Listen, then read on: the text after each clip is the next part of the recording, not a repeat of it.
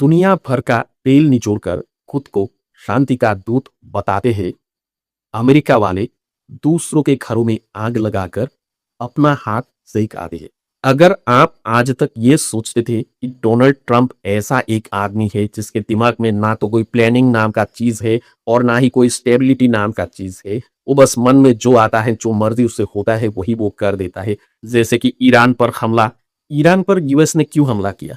Iran तो एक छोटा सा देश है, उसका जीडीपी ही सिर्फ $300 बिलियन है। उससे 3 गुना से भी ज्यादा पैसा तो यूएस अपने डिफेंस बजट में ही फूंक देता है। ईरान पर हमला करके उसे मिलेगा क्या? जब ईरान पर यूएस ने हमला किया था सब यही बात बोल रहे थे, ना कोई वजह ना कोई कारण, सीधा जाकर ईरान पर अटैक कर दिया डेमोक्रेसी के नाम पर। भाई साहब, अगर आप ऐसा सोचते हैं डोनाल्ड ट्रंप के बारे में कि उनके दिमाग में कोई प्लान नहीं है, वो तो बस एक संकी सा आदमी है जो अपने मन में जो भी आता है वही करता रहता है, तो आप बहुत बड़ी गलतफहमी में है। क्योंकि आज मैं जो आपको बताने जा रहा हूं, जो आपके सामने पॉइंट्स रखने जा रहा हूं, इससे आपका ये नजरिया पूरी तरह से बदल जाएगा।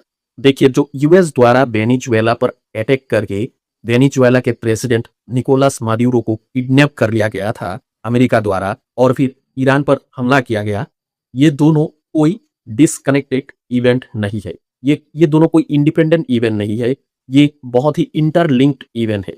अब आप पूछेंगे कैसे? वेनेजुएला तो ठहरा साउथ अमेरिका में और ईरान बैठा है मिडिल ईस्ट में, तो दोनों कैसे एक इंटरलिंक इवेंट हो गए? यहीं पर डोनाल्ड ट्रंप बहुत बड़ा खेला कर रहे हैं।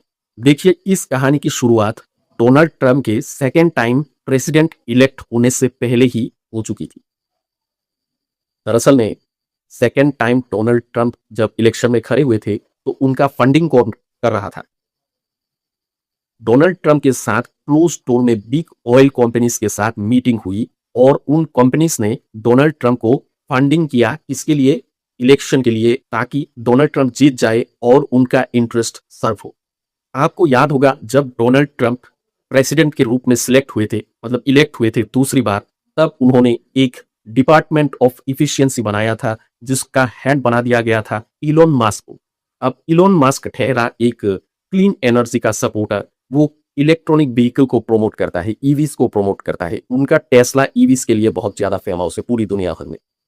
तो जब डोनाल्ड ट्रंप ने इलोन मस्क को डिपार्टमेंट ऑफ इफिशियंसी का हेड बनाया था, तब उन ऑयल कंपनीज द्वारा इस बात को लाइक बिल्कुल नहीं किया गया और इसी वजह से बाद में जाकर इलोन मस्क को उस पोजीशन से हटा दिया गया। मई महीने तक आ गया थे। Donald Trump second time US का प्रेसिडेंट बना था 20 जनवरी 2025 को और फिर मई 28 तक आते आते इलोन मस्क को उस डिपार्टमेंट ऑफ एफिशिएंसी से बाहर निकाल दिया गया। इसी वजह से कि इलोन मस्क डोनाल्ड ट्रंप के इन बिग ऑयल कंपनीज को कभी सपोर्ट नहीं करते, क्योंकि उनका हमेशा से एक व्यू पॉइंट रहा है कि दुनिया में क्लीन एनर्जी होना चाहिए, इन्वायरमेंट प्रोटेक्शन लॉस होना चाहिए और दुनिया में एक इकोलॉजिकल बैलेंस रहना चाहिए। लेकिन डोनाल्ड ट्रंप का ऐसा थिंकिंग बिल्कुल नहीं है, वो चाहता ही नहीं। वो मतलब उनके लिए ग्लोबल वार्मिंग नाम का कोई चीज है ही नहीं। उस अपने दोस्तों को जो बड़े बड़े ऑयल कंपनीज खोल रखे हैं उन्हें सपोर्ट देना चाहता है और ये बात वो खुलकर भी बोलता है।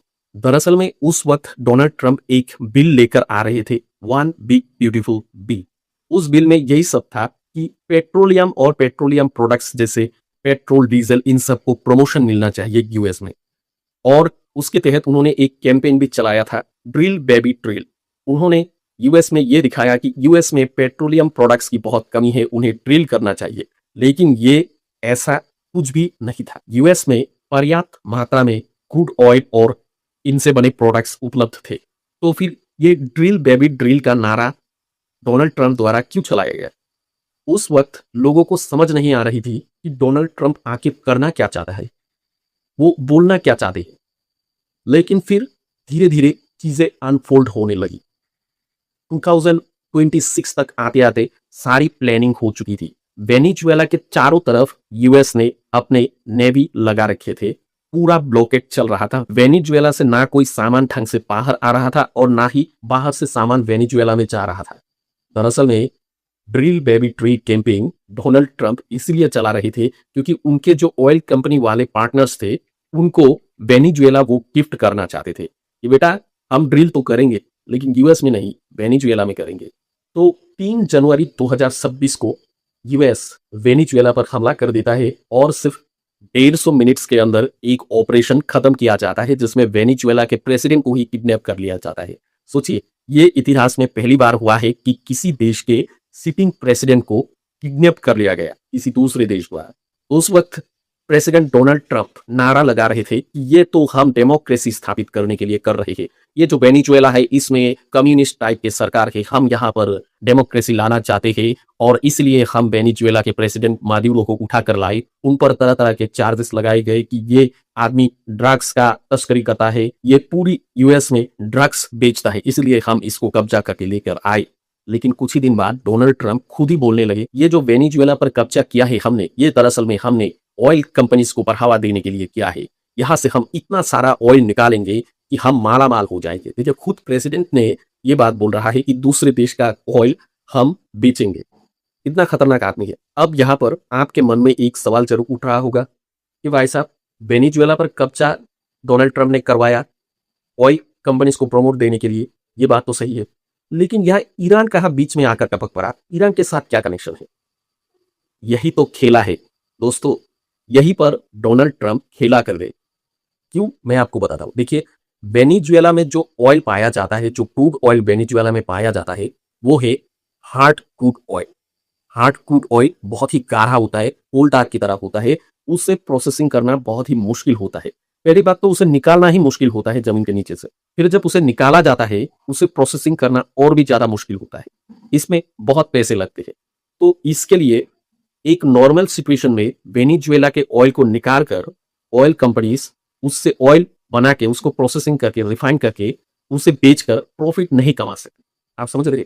मतलब अगर आपको मौका भी दिया जाए कि जाओ वेनेजुएला में ड्रिल करके ऑयल निकालो और फिर उसे बेचो, आप उसे निकाल लेंगे, प्रोसेसिंग करेंगे, रिफाइनिंग करेंगे, लेकिन जब आप बेचने जाएंगे तो आपको पता चलेगा जितना आप बेच रहे हैं उससे ज्यादा तो उसमें कॉस्ट पड़ गया है।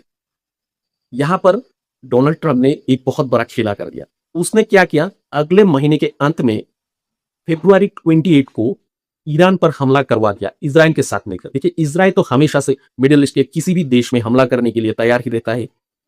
यूएस के पहले प्रेसिडेंट, डोनाल्ड ट्रंप से पहले जो भी प्रेसिडेंट थे, उनके साथ भी इजराइल बात कर रहा था, देखो इस ईरान को कंट्रोल करने की जरूरत है, ईरान हमारे एग्जिस्टेंस के लिए एक खतरा है। लेकिन डोनाल्ड ट्रंप से पहले जितने भी प्रेसिडेंट थे उन्होंने मना कर दिया कि देखो ईरान पर इस तरह से जाकर हमला नहीं कर सकते, इसमें बहुत खतरा है, पूरी मिडिल ईस्ट में जंग छिड़ सकती है। किसी ने भी हाँ नहीं कहा। लेकिन डोनाल्ड ट्रंप का तो यहाँ मोटिव कुछ और ही था। उनका मोटिव था इंटरनेशनल मार्केट में ऑयल प्राइस को बढ़ाना, ताकि वेनेजुएला पर कब्जा करके अब उन्हें जो ऑयल मिल रहा है उन्हें अच्छे दाम में बेचकर वो मुनाफा कमा सके। तो उन्होंने फरवरी 28 को ईरान पर हमला करवा दिया और इससे क्या हुआ आप तो जानते ही हैं। बाद में पूरी मिडिल ईस्ट में ईरान ने बमबारी की और क्रूड ऑयल सप्लाई पूरी दुनिया के लिए लगभग बहुत ज्यादा कम हो गई। इससे क्या हुआ, इंटरनेशनल मार्केट में क्रूड ऑयल का प्राइस $100 से ऊपर चला गया। तो वेनेजुएला का वो जो हार्ड ऑयल है वो भी अब प्रॉफिटेबल बन जाता है। वेनेजुएला के हार्ड ऑयल में प्रॉफिट होने के लिए उसे कम से कम $60 से $70 पर बैरल के ऊपर रहना चाहिए प्राइस, तभी उस ऑयल को कंपनी प्रॉफिट में बेच सकती है।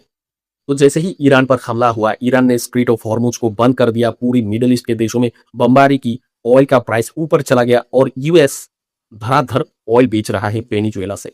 यहां तक कि इंडिया ने भी वेनेजुएला से बहुत सारा ऑयल खरीदा है। वेनेजुएला अब इंडिया का 3rd लार्जेस्ट ऑयल सप्लायर बन चुका है, जो पहले बहुत नीचे था, 10वें नंबर पर भी नहीं आता था, अब वो 3rd लार्जेस्ट ऑयल सप्लायर बन चुका है। देखिए, ट्रंप ने कितना खतरनाक मास्टर स्ट्रोक चला दिया है यहां पर। और हम सोच रहे थे कि इस आदमी के दिमाग में स्टेबिलिटी नाम का कोई चीज ही नहीं है, कोई प्लानिंग नाम का कोई चीज ही नहीं है। सोचिए कितना बड़ा प्लान है ये। उसने इलेक्शन लड़ने से पहले ही ये प्लानिंग कर ली थी और ये प्लानिंग वेनेजुएला में अटैक करने के बाद नहीं हुआ। ये प्लानिंग वाशिंगटन डीसी में बैठकर किया गया ऑयल कंपनियों के साथ, और ये खेला बहुत अच्छी तरह से खेला गया। यही नहीं, यहां पर डोनाल्ड ट्रंप ने एक तीर से 2 निशाना साध दिया है। आप पूछेंगे कैसे? ऑयल में प्रॉफिट करना तो आपने बता ही दिया, दूसरा क्या है? देखिए, दूसरा है एंटी यूएस एक्सिस का खात्मा। देखिए, डोनाल्ड ट्रंप का जो ये वेनेजुएला और ईरान पर अटैक है, इसने एंटी यूएस एक्सिस को पूरी तरह से हिला कर रख दिया है। एंटी यूएस एक्सिस में मुख्य रूप से वेनेजुएला, ईरान, क्यूबा, रशिया और चाइना जैसे देश है।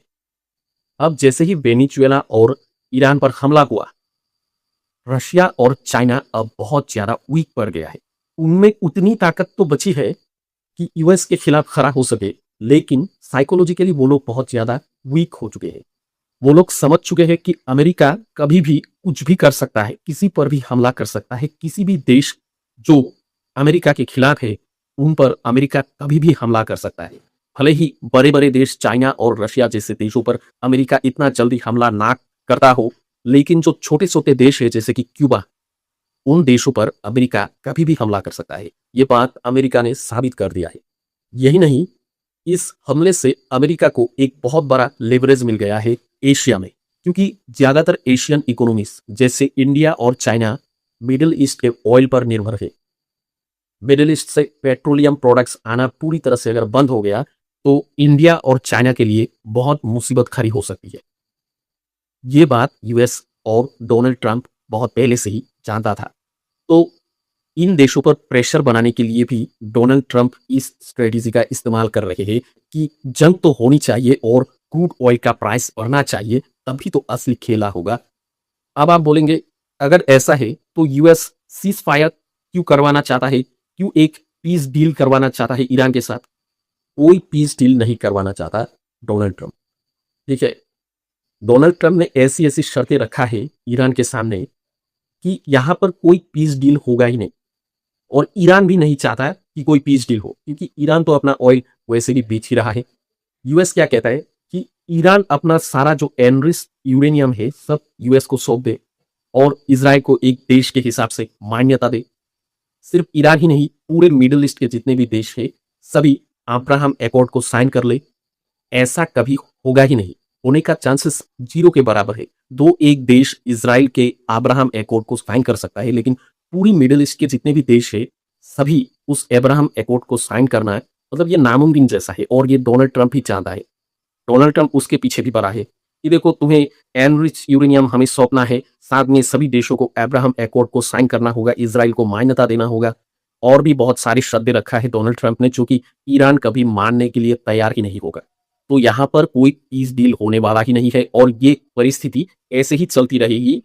और हम देखेंगे कि क्रूड ऑयल का प्राइस जो है लगभग $100 के आसपास ही रहेंगे। यूएस क्रूड ऑयल का सबसे बड़ा सप्लायर है पूरी दुनिया भर में, और वो इससे बहुत ज्यादा प्रॉफिट भी कमा रहा है अब इस युद्ध की परिस्थिति में। एक मास्टर प्लानर डोनाल्ड ट्रंप जीत चुका है, और ये अब दुनिया को धीरे धीरे पता चल रहा है।